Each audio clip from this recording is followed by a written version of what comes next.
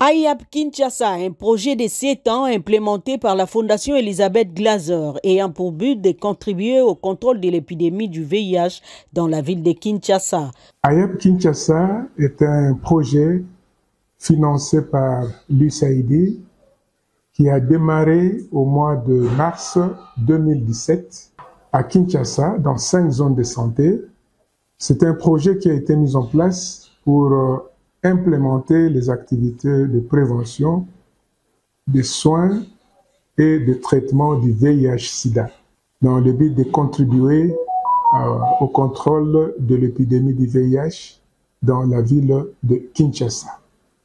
Au terme de ces projets débutés en mars 2017 qui s'est clôturé en mars 2024, des résultats probants ont été réalisés. Motif de satisfaction pour le chef des projets IAP Kinshasa ainsi que l'USAID qui l'a financé. En termes de résultats principaux, le projet a permis de proposer, de dépister environ 780 000 clients, dont environ 40 000 positifs qui ont découvert leur statut sérologique grâce à ce projet et qui finalement ont été mis sous traitement. À la fin du mois de décembre 2023, la cohorte de ce projet était constituée de 32 000 personnes qui étaient sous traitement à la fin de cette période. Ce qui est une contribution significative dans la lutte contre le VIH-Sida au Congo en général et à Kinshasa en particulier. Et ça, je pense pour moi, c'est un grand motif de satisfaction, une contribution significative dans la lutte contre le VIH à Kinshasa et principalement dans les chemins que nous sommes en train de travailler ensemble vers le contrôle de l'épidémie en 2030. 5 zones de santé, à savoir Massina 2, Kikimi, Kingasani, Binza et Bandalungwa, ont été choisies pour les activités de prévention, soins et traitements au VIH dans près de 42 structures de santé. Nous souhaitons que la multisectorialité continue à fonctionner. Nous devons mettre nos efforts ensemble parce qu'un projet ne peut pas répondre à l'ensemble du problème.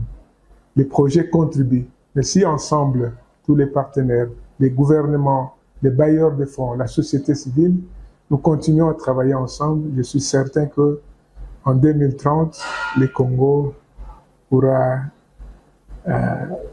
dire quelque chose de significatif par rapport au progrès réalisé. Je tiens à remercier sincèrement le gouvernement américain qui nous a accompagnés, qui a donné les ressources à travers l'USAID pour la mise en œuvre de ce projet.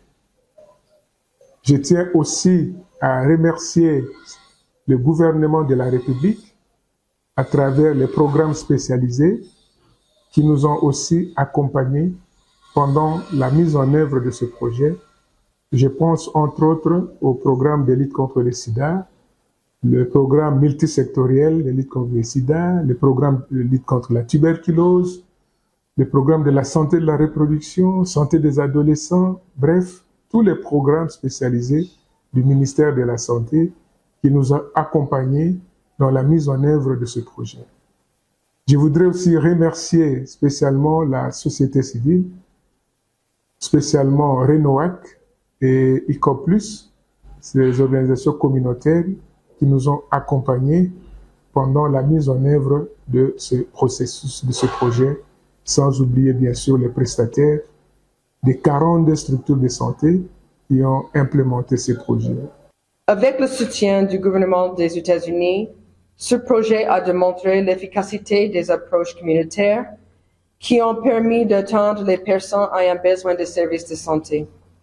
L'approche innovante de l'IAP Kinshasa de l'USAID, dénommée Yika Mpiko, vise à soutenir les enfants de moins de 15 ans qui vivent avec le VIH et qui ont eu des difficultés à suivre leur traitement. Toutefois, le projet AIAP a été exécuté dans l'objectif d'améliorer les conditions de vie des bénéficiaires, pour qui Dr Aimé Luandomboyo a lancé un message: la lutte continue, et aux acteurs dans la lutte et partenaires, des efforts doivent être mis ensemble pour arriver à éliminer les VIH et SIDA comme problème de santé publique d'ici à 2030.